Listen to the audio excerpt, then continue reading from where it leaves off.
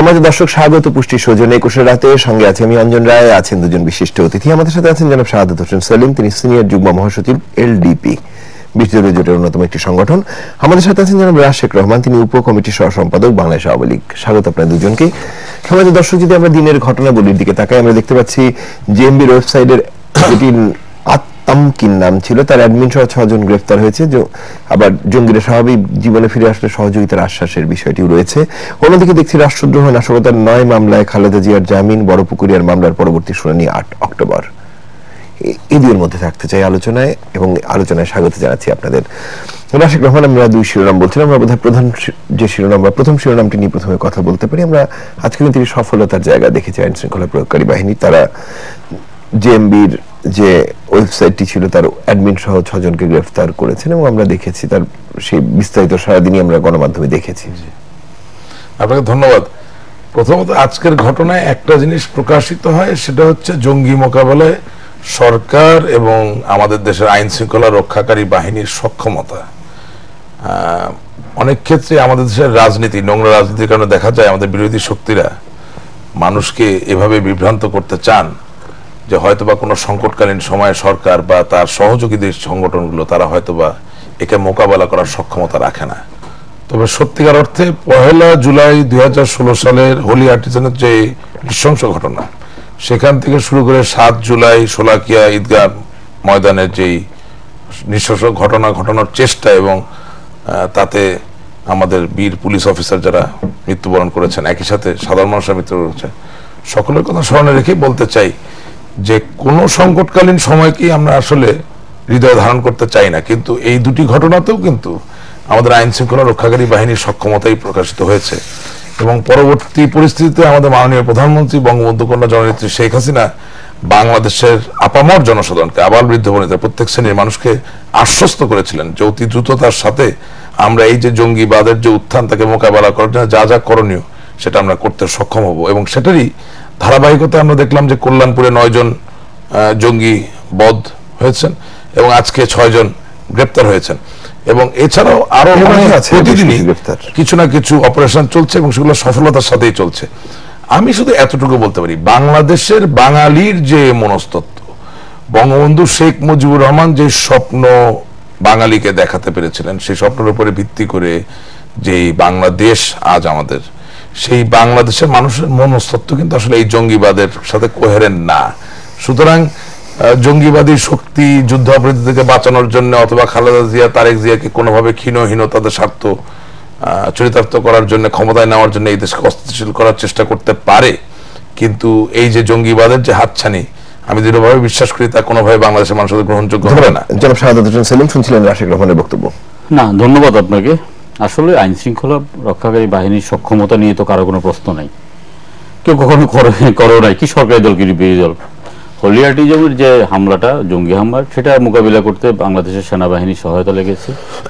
বাংলাদেশের সেনাবাহিনীর সুনাম তো শুধু বাংলাদেশে নয়, বাংলাদেশের সেনাবাহিনীর সুনাম সারা বিশ্ব জুড়ে। সারা বিশ্ব জুড়ে তারা সগৌরবে বাংলাদেশের পতাকাকে ঊর্ধ্বে তুলে রাখছেন। সুতরাং এখানে আমাদের কোনো কোনো ন্যূনতম সন্দেহ নেই। আইন শৃঙ্খলা বাহিনীর মধ্যে যে পুলিশ বাহিনীর কথা বললেন, আমরা যদি মনে করি যে রাজনীতির ঊর্ধ্বে উঠে যদি পুলিশ বাহিনী কাজ করতে দেয়, হেন কোনো কাজ নেই যেটা তারা করতে পারবে না। সুতরাং এখানে আমাদের কোনো সন্দেহ নেই। এখন বিষয়টা হলো যে আপনার জঙ্গিবাদটা, এখন জঙ্গিবাদটা আনতে গিয়েই প্রায় সময় ধান বানতে শিবের গীত, কোনো না কোনোভাবে খালেদা জিয়া, তারেক রহমান চলে আসতেছে। কেন আসতেছে এটা আসলে বোধগম্য না। এটা আসলে এক ধরনের, এটা একটা মনস্তাত্ত্বিক রোগও হতে পারে। ব্যাপারটা হলো যে কি, জঙ্গিবাদ বা জঙ্গিপনার মধ্যে যারা উদ্বুদ্ধ হয়ে নিজের জীবনটা দিচ্ছে, আসলে তাদের কি কারণে তারা জীবনটা দিচ্ছে এটা কিন্তু আমাদের কাছে বোধগম্য নয়। আমি আগেও বলেছি যে হোলি আর্টিজামের যে 5-6 জন জঙ্গি সেখানে ছিলেন, তারা দীর্ঘক্ষণ সময় জীবিত ছিলেন। তারা কিন্তু কোনো মিডিয়া ব্যবহার করে, কোনো আপনার মোবাইল ব্যবহার করে, কোনো প্রযুক্তি ব্যবহার করে কিন্তু তারা কারো কোনো বক্তব্য দেন নাই।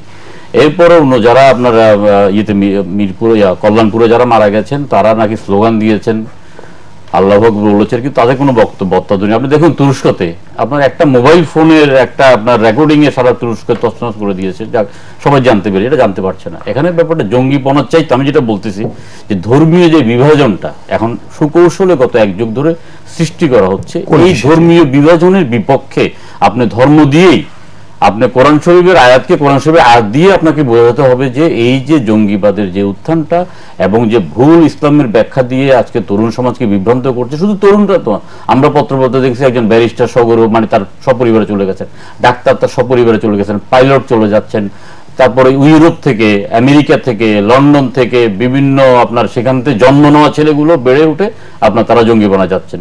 আপনার সনাতন ধর্ম থেকে বা অন্য ধর্ম থেকে ধর্মান্তরিত হওয়ার পরও তারা জঙ্গিবাদ দীক্ষিত হচ্ছে। অর্থাৎ ধর্মের এই বিভাজনটাকে আপনি যদি এটা মোকাবিলা করেন, বিভাজন বলতে আপনি কোনটি বুঝাচ্ছেন? আসলে ব্যাপারটা হলো যে আমাদের যেটা বাবার ধর্ম, আমাদের দাদার ধর্ম, আমরা যে মানে ছোটবেলা থেকে আমরা যে ধর্মীয় অনুশাসনে বড় হয়েছি, আমরা ধর্ম বলতে যেটা বুঝতাম গত এক যুগ ধরে কিন্তু বিভিন্ন ধর্মীয় ব্যাখ্যা এবং অপব্যাখ্যাটা, এটা সোজা কথা হলো যে আমাদের দেশটা হলো যে আপনার এখানে ইসলামটা এসেছে শান্তির পতাকা নিয়ে, এখানে কোনো যুদ্ধ করে জেহাদ করে এখানে ইসলাম কায়েম হয় না। ইসলাম কায়েম হয়েছে শান্তির পতাকা নিয়ে, আপনার ইসলাম কায়েম সাম্যতা নিয়ে, ইসলাম কায়েম হয়েছে ছোট বড় ভেদাভেদ বলেই এখানে ইসলাম কায়েম হয়েছে। গত এক যুগ ধরে দেখছি এখানে ওয়াহাবিজম যেটা প্রতিষ্ঠা করছে, এই মন্ত্রে কিন্তু অনেকে দীক্ষিত, শুধু গুটি কয়েক জঙ্গি না।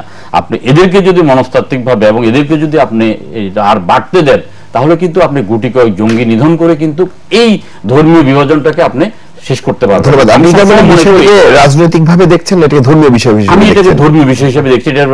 এটার সাথে আমি খুব একটা রাজনীতি মিলাতে চাই না, এবং রাজনীতির সাথে ধর্মের কোনো সম্পর্ক রাখা কখনোই উচিত নয়। ধর্ম নিয়ে রাজনীতি করার কোনো প্রয়োজনই বাংলাদেশে নেই।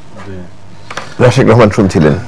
আসলে একই কথা বারবার বলা হয়ে যায়, কিন্তু উপায় তো নেই, বলতে হবে। আমি যদি অসুস্থ হয়ে থাকি আমি ডাক্তার দেখাবো, আপনাকে ধন্যবাদ আপনার পর্যবেক্ষণের জন্য। তবে এতটুকু বলতে চাই, আমি একটু অতীতেই যেতে চাই। সেটা হচ্ছে 1 জুলাইয়ের হোলি আর্টিজানের আক্রমণের আগে খালেদ সাইফুল্লাহ নামীয় একজন জঙ্গি কোঅর্ডিনেটর, সমন্বয়কারী হয়তো গ্রেপ্তার হয়েছিলেন, খালেদ সাইফুল্লাহ, আমি যদি নামটা ভুল না বোধহয়। এবং তিনি গ্রেপ্তার হওয়ার পরদিনই বেগম খালেদা জিয়া আনুষ্ঠানিকভাবে খালেদ সাইফুল্লাহর মুক্তি চেলেন। এবং সবচেয়ে মজার বিষয়, আমি সেলিম ভাইকে স্মরণ করিয়ে দিতে চাই, 1 জুলাই হোলি আর্টিজানে যখন এই জঙ্গিরা জিম্মি করলেন, তখন তাদের 3টি দাবি ছিল। 3টি দাবির ভিতরে একটি দাবি ছিল খালেদ সাইফুল্লাহকে মুক্ত করা। এখন এটি যদি আপনি দেখেন, তাহলে এখানে কি কোনো সংযোগ খুঁজে পাচ্ছেন না? দ্বিতীয় কথা বলি, হোলি আর্টিজানের নির্বিচারে 20 জনকে যখন হত্যা করা হলো এবং সেনাবাহিনীর কৃতিত্ব, সক্ষমতা, তাদের নেতৃত্বে যখন এই সংকটের অবসান ঘটলো, তারপরে যে আনুষ্ঠানিক সাংবাদিক সম্মেলন খালেদা জিয়া করলেন, সেখানে রক্তাক্ত অভ্যুত্থান বলে এই হোলি আর্টিজানের নৃশংস ঘটনাকে তিনি অভিহিত করেছেন। সেখানেও কি আপনি কোনো সংযোগ খুঁজে পাচ্ছেন না? সেখানে ধর্ম ভাইবিজমটা কোথায়? সেখানে রাজনীতি আছে। বেগম খালেদা জিয়া তো কোনো ধর্মীয় গোত্রের নেতা না, তিনি বিএনপির চেয়ারপারসন। শুধু তাই না, আমি আরেকটা জিনিস উল্লেখ করতে চাই, এটা সেলিম ভাইকে সহযোগিতা করতে চাই। আমি মনে করি না আপনি অসুস্থ, হয়তো আপনি ভুলে গেছেন। I want to help you. কল্যাণপুরে 9 জন জঙ্গি যখন বাংলাদেশের আইন শৃঙ্খলা রক্ষাকারী বাহিনীর হাতে বধ হলো এবং তাদেরকে প্রশমিত করা হলো, সেটা নিয়েও যে প্রথম বিতর্ক, সেই বিতর্ক কারা তুলেছে?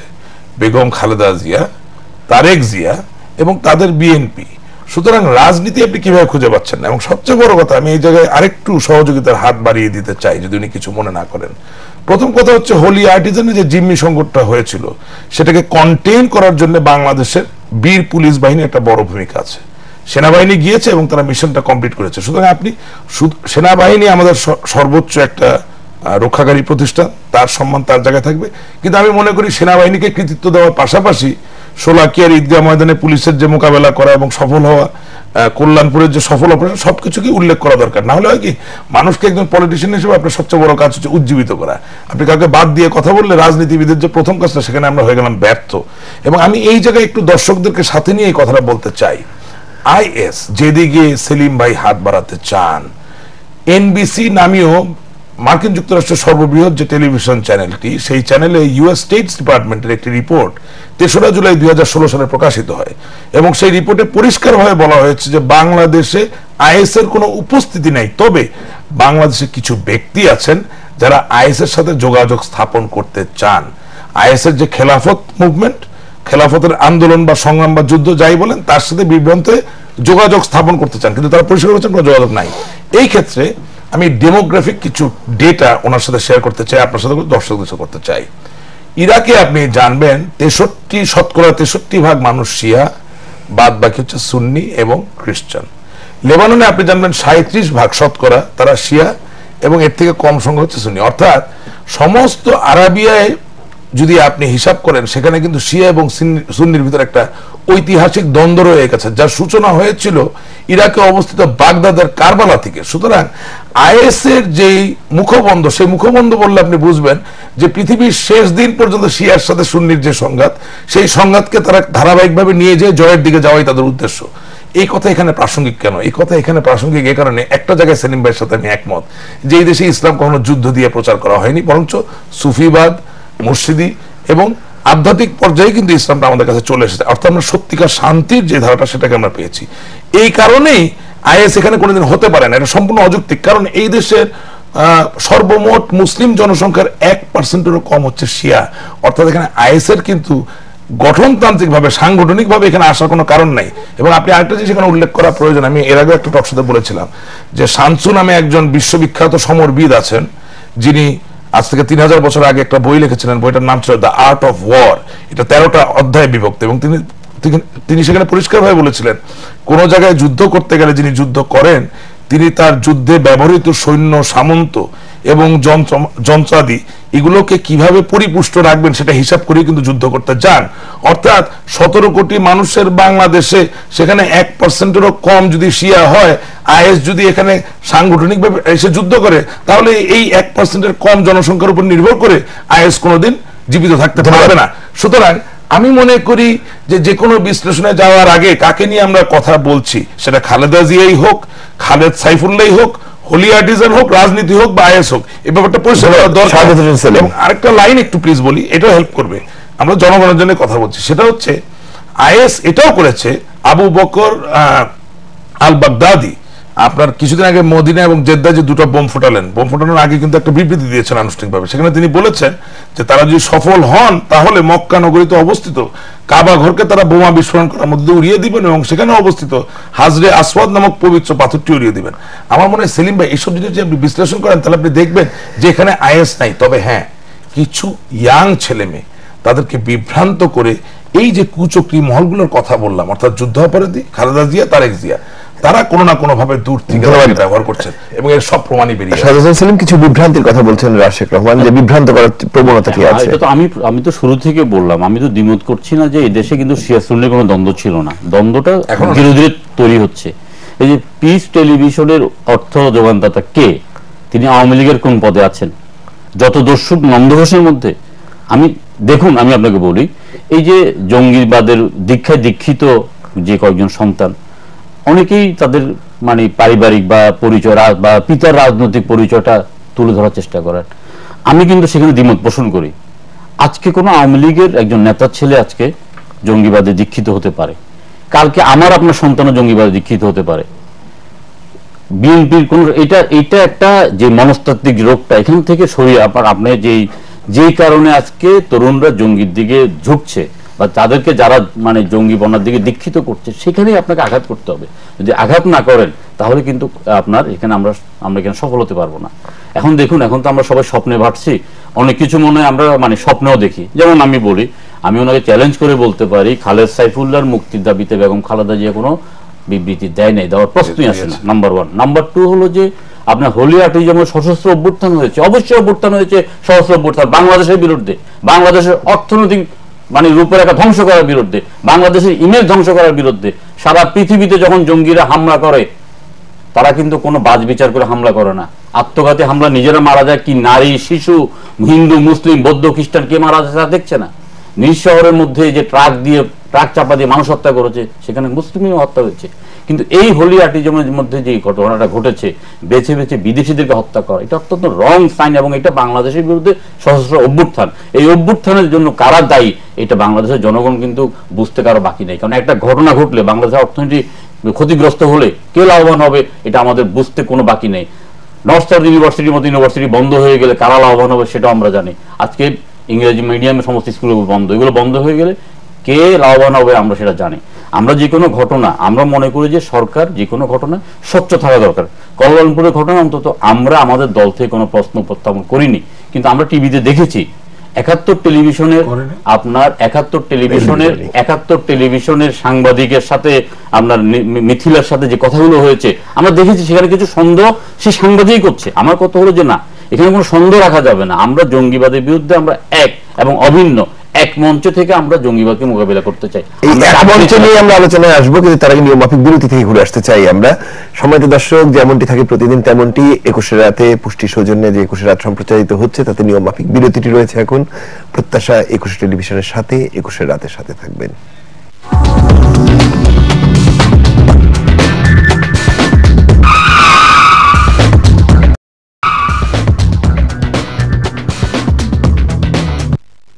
সম্মানিত দর্শক, ফিরে এলাম পুষ্টি সৌজন্যে 21 রাতের। আজকে আলোচনায় আছেন স্টুডিওতে এলডিপির সিনিয়র যুগ্ম মহাসচিব জনাব শাহাদাত হোসেন সেলিম, আমাদের সাথে আছেন বাংলাদেশ আওয়ামী লীগের উপকমিটির সহ সম্পাদক কেন্দ্রীয় জনাব রাশেক রহমান। স্বাগত দুজনকে।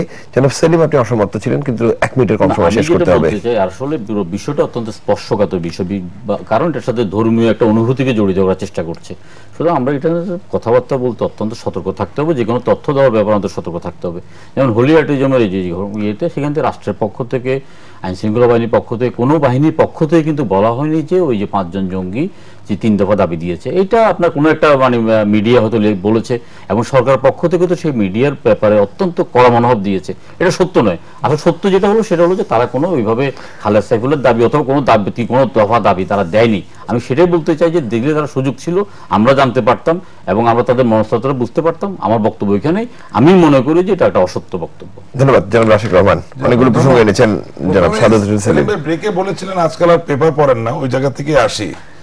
bdnews24.com এর ব্যাপারে সরকার কোনো মনোভাবের প্রকাশ ঘটাননি, এবং bdnews24.com বাংলাদেশের 85 লক্ষ লোক পরে সেই bdnews24.com এ এই খবরটা প্রকাশিত হয়েছে যে তাদের 3টি দাবি ছিল, তার মধ্যে একটি ছিল খালেদ সাইফুল্লাহ। শুধু তাই নয়, বিএনপির পক্ষ থেকে খালেদ সাইফুল্লাহকে মুক্ত করে দেওয়ার যে খবরের কথা আমি বলেছি সেটা গণমাধ্যমে আছে, আপনি চাইলে চ্যালেঞ্জ করতে পারেন, আমি ইনশাল্লাহ প্রমাণ করতে সক্ষম হব।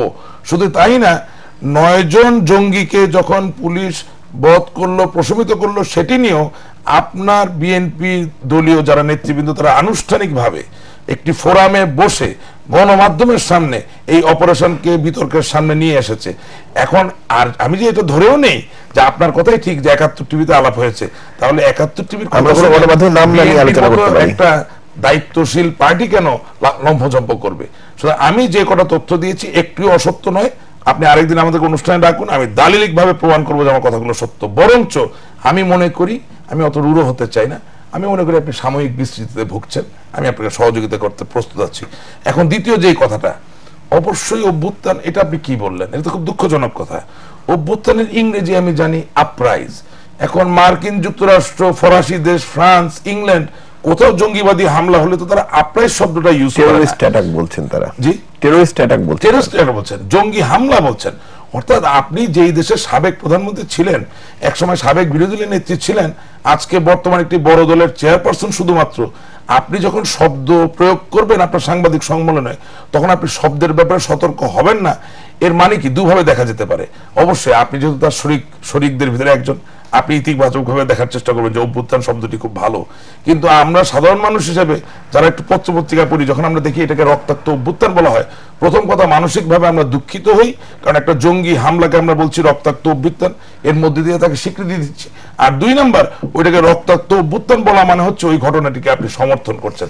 এখন আমি জানি আমার পরে আপনি বলবেন যে আপনি শব্দ নিয়েই থাকুন, দেখুন শব্দই আমাদেরকে মুক্ত করে। আমাদের ভাষা আন্দোলনও শব্দগুলোকে ঘিরেই, শব্দ প্রয়োগের স্বাধীনতাকে ঘিরে। এই শব্দ প্রয়োগ করে বঙ্গবন্ধু শেখ মুজিবুর রহমান 7ই মার্চের ভাষণের মধ্য দিয়ে বাংলাদেশের মানুষকে স্বাধীনতার দিকে নিয়ে গেছিল। শব্দ বড্ড জোরালো, বড্ড শক্তিশালী একটা ব্যাপার। সুতরাং যত বড় হবেন তত শব্দ প্রয়োগের ব্যাপার সতর্ক হতে হবে, না হলে মানুষ আপনাকে ভুল বোঝার অনেক সুযোগ রয়ে গেছে। আপনি আওয়ামী লীগের কোন নেতার সন্তানের জঙ্গি হওয়ার ব্যাপারে কথা বলেছেন। হ্যাঁ, আমি প্রথমেই বলেছি, এই যে নিবরাজ বা অন্য যে কোনো জঙ্গি, সে একদম স্পেসিফিক্যালি খালেদা জিয়াকে ক্ষমতায় বসানোর জন্য তো জঙ্গি হামলা করছে না, কিন্তু তাকে জঙ্গি বানানোর পিছনে যে প্রক্রিয়া, সেই প্রক্রিয়ার অর্থায়নে তো তার হাত আছে, সেই প্রক্রিয়ার অর্থায়নে তো মীর কাসেম আলীর হাত আছে। অর্থাৎ ওখানে তো বিভ্রান্তি নামীয় শব্দটা আসে, যে 2015 সালের 5ই জানুয়ারি থেকে 93 দিনের ধারাবাহিক পেট্রোল বোমার যে হামলা, সেটা যখন পরাস্ত হলো, তখনই তো এই কালো শক্তি অপশক্তির প্রয়োজন হলো আইএস নামীয় এই ভ্রান্ত ধারণা প্রতিষ্ঠিত করার মধ্য দিয়ে কিছু ছেলে মেয়েকে বিপদগামী করে আজকে এই জঙ্গি হামলা চালানো। এটা যদি আপনি নিগুড়ভাবে বুঝতে না পারেন, এই বিশ্লেষণ যদি আপনি করতে না চান, তাহলে সমস্যার সমাধান করবেন কিভাবে? এবং সবচেয়ে বড় কথা, এই জায়গায় এটাও প্রাসঙ্গিক হবে, এটাও বলি, আজকে যেই ধর্ম আমাদের দেশে, প্রতিটি ধর্ম শান্তির মধ্য দিয়ে প্রতিষ্ঠিত হয়েছে, এবং লাকুম দিনুকুম ওয়ালিয়া দিন, আমাদের প্রত্যেকটি ধর্মের পাশাপাশি অবস্থানের যে সংস্কার বা চর্চা রয়ে গেছে, সেটা ব্যত্যয় ঘটালেন কে? একটু আপনাকে স্মরণ করিয়ে দিতে চাই, মেজর জেনারেল জিয়াউর রহমান সংবিধানের 12 অনুচ্ছেদকে বাতিল করার মধ্য দিয়ে বাংলাদেশে 1971 সালে দেশ স্বাধীন হওয়ার পরে সর্বপ্রথম ধর্মনির্ভর রাজনীতি করার অধিকার দিলেন। শুধু তাই না, প্রোক্লেমেশন বাতিল 1973 সালের দালাল আইন, ওই প্রোক্লেমেশন মাধ্যমে বাতিল করার মধ্য দিয়ে ওই ধর্মনির্ভর রাজনীতিতে পুষ্ট যে সকল লোকেরা আমার দেশের 30 লক্ষ মানুষকে হত্যা করেছিল, মা বোনদের ইজ্জত সম্মান কেড়ে নিয়েছিল, তাদেরকে আবার নাগরিকত্ব রাজনীতি করার সুযোগ করে দিলেন। এখানে 38 যে অনুচ্ছেদ ছিল ওইটাও তিনি বাতিল করেছিলেন। অর্থাৎ আমি বলতে চাচ্ছি যে এই দেশে ধর্মনির্ভর রাজনীতি, ধর্মনির্ভর অপতৎপরতা, ধর্মনির্ভর জঙ্গি তৎপরতার সাথে বিএনপি জামাতি ইসলামীর সুদৃঢ় ঐতিহাসিকভাবে প্রতিষ্ঠিত যে সম্পর্ক আছে, তাকে যদি আমরা অস্বীকার করি, তাহলে অবশ্যই আগামী দিনে এই সমস্যার সমাধান আমরা করতে পারবো না। তবে আপনার ক্ষেত্রে একটা সুবিধা আছে, আপনি বিএনপিও না, আপনি জামাতও না, আপনি এলডিপির যুগ্ম মহাসচিব, আপনি একজন ব্যক্তি সিনিয়র যুগ্ম, এবং আপনি বাংলাদেশকে ভালোবাসেন। আমি বিশ্বাস করি আপনি একজন ভালো বাঙালি। এই দেশের স্বাধীনতার মূল্য আপনার কাছে অনেক বেশি দলীয়ভাবে স্বীকৃতি পাওয়ার মধ্যে একটা এমপি বা মন্ত্রী হওয়ার থেকে।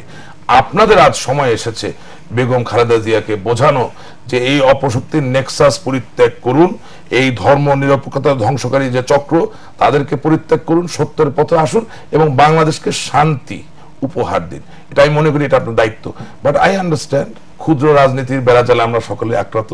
আপনি আজকের অনুষ্ঠানে আর যাই হোক বলতে পারবেন না, তবে আগামী দিনে হয়তো বা বলবেন, এই বলে আমি বিশ্বাস করি। আর শুনে আসি যেন শাহাদাত সেলিম কি বলেন। এখন ব্যাপারটা হলো যে কি, সরাসরি প্রশ্ন তুলে দিয়েছেন আপনি রাশেদ রহমান। আমি যেটা মানে বলি আর কি, সেটা হলো যে আসলে আওয়ামী লীগের কারোর সাথে যদি আমার তর্ক বিতর্ক করতে হয়, আমার কোনো পড়ালেখা করতে হয় না।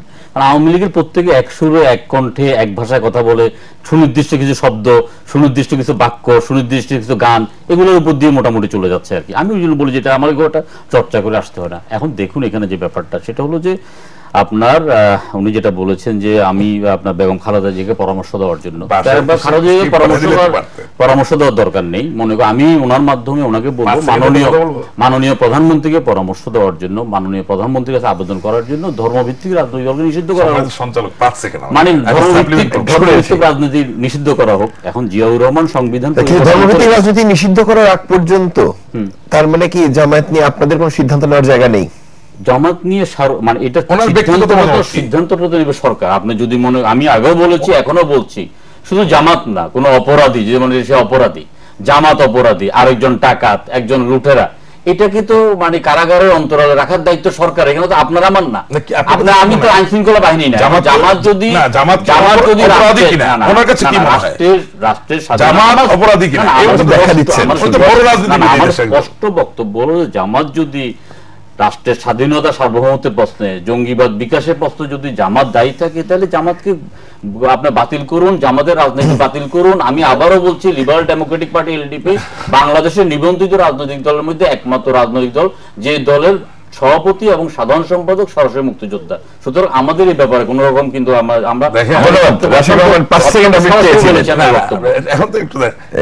মানুষ তো এমনি এমনি বড় হয় না।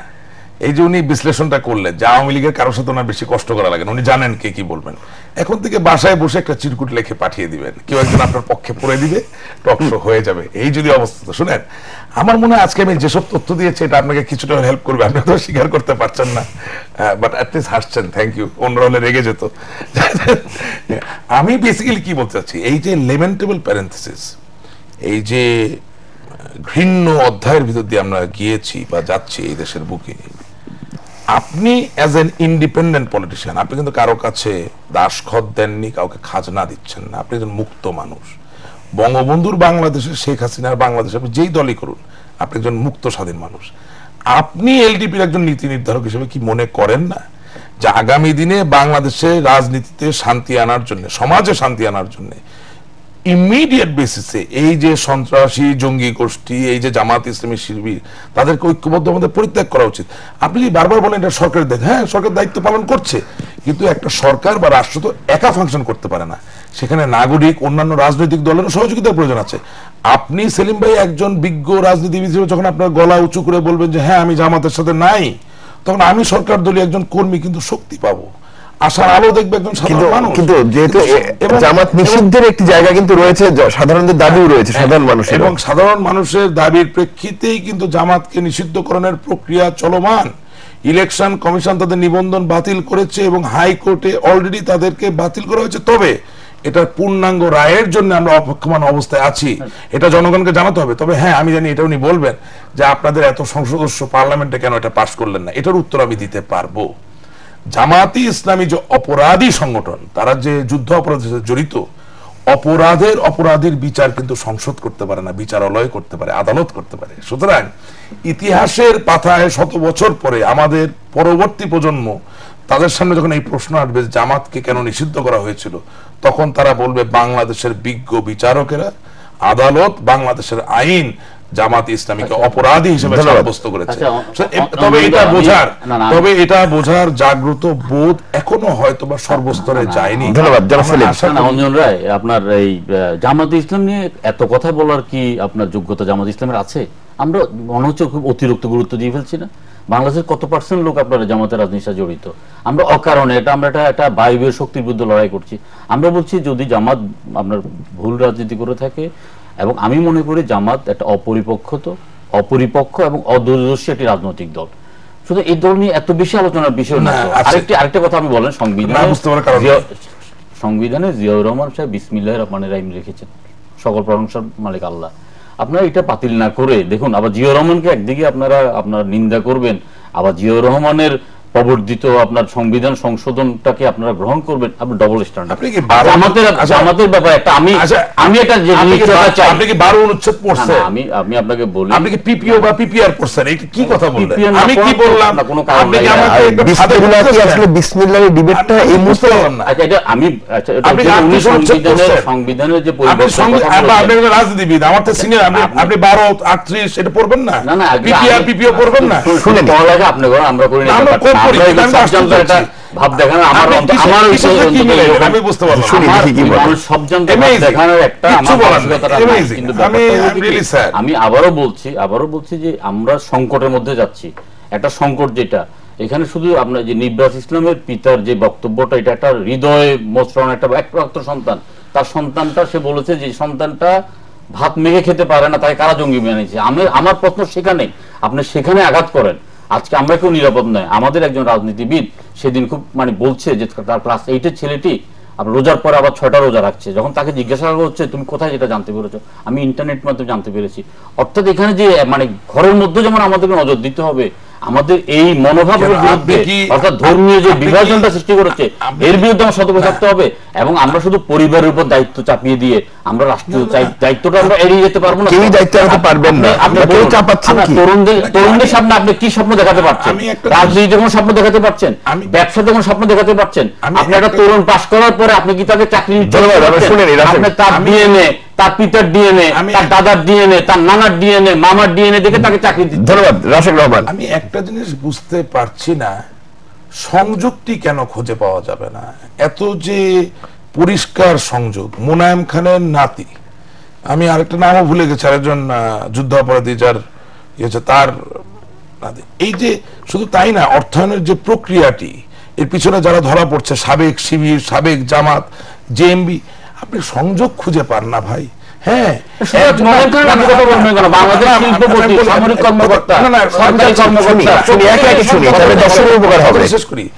একজন মানুষ জঙ্গি কেন হয়েছে সেটা নিয়ে আমরাও তো চিন্তিত। আমাদের কথা তো ওখানেই যে ক্ষমতায় যাওয়ার জন্য এবং গুটি কয়েক যুদ্ধাপরাধীকে বাঁচানোর জন্য আপনি বড্ড বুদ্ধিদীপ্ত ভাবে একটি অপপ্রক্রিয়ার সূচনা করেছেন, যার কারণে না ভাই, জিয়াউর রহমান সাহেব 11,000 যুদ্ধাপরাধীকে মুক্ত করছিল, আপনি 4-5টা গুনতেছেন, আমার হিসাবে 11,000 আছে, আরো অনেক যুদ্ধাপরাধী, চিন্তা করেন না। দেখেছেন ওনার কাছে কিন্তু যুদ্ধাপরাধী যারা 30 লক্ষ মানুষকে মেরেছেন তারা মাত্র 4-5 জন। This is also a problem. ওনাদের স্বীকৃতির জায়গাটাও কিন্তু ঠিক নেই। আমি এটাই বলছি 11,000 যথেষ্ট বৃহৎ একটি সংখ্যা। আমাকে যুক্তির জায়গাটা আসতে দেন। যেই সংখ্যাটিতে সংক্ষুব্ধ ব্যক্তিরা চাইলে একটি দেশকে অস্থিতিশীল করার চেষ্টা করতে পারে। 11,000, 11 নয়, 110 নয়, 11,000। 11,000-এর পরিবার যারা যুদ্ধের, বাংলাদেশের স্বাধীনতা যুদ্ধের বিরুদ্ধে ছিল, তারা যে সংঘবদ্ধ হয় গোপনে, তারা কিন্তু চাইলে অস্থিতিশীল করতে পারে।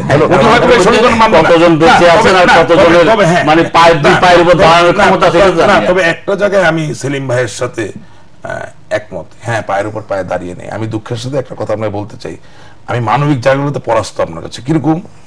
সালাউদ্দিন গায়ের চৌধুরীর ফাঁসি হয়েছে, কিন্তু তার ছেলে বক্তব্যে বলেছে আমি আমার বাবার প্রতিশোধ নিব। পায়ের উপর পায়ে দাঁড়িয়ে থাকার দরকার নাই। ওই ধারায়, ওই বিশ্বাসে যারা বিশ্বাসী, তাদের ভিতরে কেউ কেউ জীবিত থাকলেও অস্থিতিশীল করা যাবে।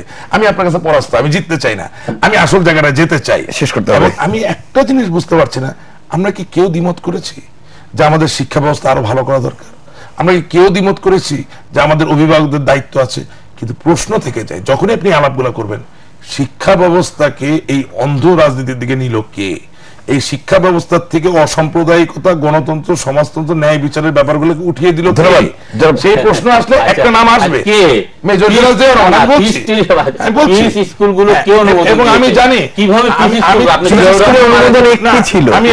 আমি এটা রাষ্ট্র কোথায় ছিল, সরকার কোথায় ছিল, আমি এটা স্কুলের মধ্যে জাতীয় সঙ্গীত হচ্ছিল না।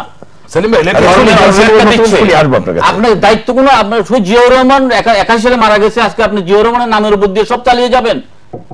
আপনার বাংলাদেশে কি জিয়াউর রহমান আমদানি করেছে? এই যে একটা টেলিভিশনে খালি জেহাদ, কতল, আপনার বেদাত ইত্যাদি শব্দ করে যে একটা বিভাজন সৃষ্টি করছে, আপনি কি করছেন না? আমি আবারও বলছি যে আমার ধর্মীয় শিক্ষাটা যেমন আমাদের ঘর থেকে আসতে হবে, সঠিক শিক্ষাটা আসতে হবে, এবং আপনি এড়িয়ে যাচ্ছেন পিস টেলিভিশন স্কুলগুলোর কথা। জিয়া রহমান প্রতিষ্ঠা করেছে না, আপনার দেখেন নাই যখন রাষ্ট্রের দায়িত্ব নাই, আমরা ট্যাক্স দিচ্ছি না রাষ্ট্রকে, এগুলো আমাদের সন্তানদেরকে রক্ষা করার জন্য, দেশ এবং জাতিকে রক্ষা করার জন্য আমরা দিচ্ছি না। আমি ওনাকে সাপোর্ট করে একটা কথা বলি, you are correct. Peace Television বানানোর জন্য জিয়াউর রহমান কোনো উদ্যোগ নেন নাই, কারণ তখন পিস টেলিভিশন ছিল না। আমি যেটা বলতে চাচ্ছি, যে কোনো সমস্যার সমাধান করতে গেলে নিকট অতীত ঘাটলে হবে না, প্রাসঙ্গিক অতীতে আপনাকে যেতে হবে। অর্থাৎ এই সমস্যাটির বীজ কে বুনন করলো, এই প্রশ্নের উত্তর যদি না আসে, তাহলে তো আপনি বড় নেতা, আপনার সাথে বসে আমি কি আলাপ করবো? আমি তো নিকট অতীতের কথা বলবো না, সবকিছু নিয়ে কথা বলবো। আমি আসতে চাচ্ছি যে এই সমস্যার সূচনা কোথার থেকে, ধর্মনির্ভর রাজনীতি আসলো কোথার থেকে, সেখান থেকে ধর্মনির্ভর জঙ্গিবাদী আসলো কোথার থেকে। আপনি ওই জায়গায় যদি না যান, তাহলে তো আপনি আমাকে ভুল বুঝবেনই। আর সবচেয়ে বড় কথা, আমি বারবার আপনার সাথে একমত স্বীকার করছি যে লেখাপড়া, সমাজ, পরিবার সবকিছুকে নিয়ে আমাদের কাজ করতে হবে, কিন্তু সত্য অতীত এবং আমাদের পরিচয়। ধন্যবাদ। একদম শেষের দিকে 1 মিনিট জানালে মনে হয় না খুব একটা। আমরা তো আয়না নিজের চেহারাটা দেখতে হবে। আপনার এই যে ধর্মীয় রাজনীতিকে আমরা ব্যবহার করি নাই, আমরা এই ব্যবহার করি নাই। 96 সালের নির্বাচনে আমরা কি ধর্মীয়, না 96 সালের নির্বাচনে আপনি কি ধর্মীয় রাজনৈতিক দলগুলোকে ব্যবহার করেননি? আপনি তাদের সাথে বসে আপনি আলোচনা করেননি? আসলে কথা হলো যে এই পাপ আমার, আপনার সকলের। এখন সরকারের দায়িত্ব, আমরা সরকারকে সর্বতভাবে সহযোগিতা করতে রাজি আছি। জঙ্গিবাদের বিরুদ্ধে, এই ইসলামের অপব্যাখ্যার বিরুদ্ধে সরকার আমাদের থেকে যে কোনো সহযোগিতা চাইবে। আমরা লিবারেল ডেমোক্রেটিক পার্টি এলডিপি মুক্ত কণ্ঠে আমরা এই প্রশ্নে সরকারকে সহযোগিতার কথাই বলেছেন জনাব সেলিম। শেষে আমি 1 মিনিট, ওনারা কতটুকু সহযোগিতা করবেন বা করবেন না সেটা অপেক্ষায় থাকা যাবে না। মাননীয় প্রধানমন্ত্রী বলেছেন দেশে আজ ঐক্য আছে, এবং সত্যি করতে হবে বাংলাদেশের প্রান্তরে প্রান্তরে যাই রাজনীতি করার সুবাদী। আমি সৌভাগ্যবান, মানুষ ঐক্যবদ্ধ জঙ্গিবাদের বিরুদ্ধে। এবং সবশেষে তো বলতে চাই, থমাস জেফারসন একটা কথা বলেছিলেন, এটা কিছুদিন গতকালকে মিঠাপুকুরে আমাদের জঙ্গিবাদের যে সমাবেশ, সেখানেও আমি বলেছি। তিনি বলেছেন, there is a war going on, some of us shall be killed, some of us shall be maimed, but surely we will overcome। অর্থাৎ যুদ্ধ চলছে জঙ্গিবাদের বিরুদ্ধে, আমরা কেউ কেউ আক্রান্ত হব, আহত হব, ব্যথিত হব, কিন্তু অবশ্যই আমরা জয়ী হব। এবং জয়ী কিন্তু আমরা শুধুমাত্র তখনই হব যখন উচ্চতর পর্যায় থেকে একটা সুনিবিড় বিশ্লেষণ নিয়ে সেটার উপর নির্ভর করে একটা সমাধানের দিকে আমরা। ধন্যবাদ। আজকে এখানে শেষ করতে চাই। স্থূল কোনো উপদেশ, কোনো বিশ্লেষণের মধ্য দিয়ে এই যুদ্ধ। ধন্যবাদ। আজকে এখানে শেষ করতে চাই। ধন্যবাদ জনাব শাহাদাত হোসেন সেলিম, ধন্যবাদ জনাব রাশেক রহমান। সম্মানিত দর্শক, আজকে আলোচনা এই পর্যন্তই। 40 মিনিটে সমাধান হয় না, কথাটি বারবার বলেছি, তবু আমরা প্রত্যেকের কণ্ঠস্বর শুনতে চাই। আমরা বিস্তৃত হই না খুব সহজে, আমরা মনে রাখি প্রতিটি বাক্য, প্রতিটি শব্দ, প্রতিটি অক্ষর, প্রতিটি লাইন। এবং মানুষ কখনোই গোল্ডফিশ নয়, মনে রাখে মানুষ, এবং সময় বলে দেবে কে কি বলছেন এখন, কে কি বলেছিলেন তখন। শুভরাত্রি।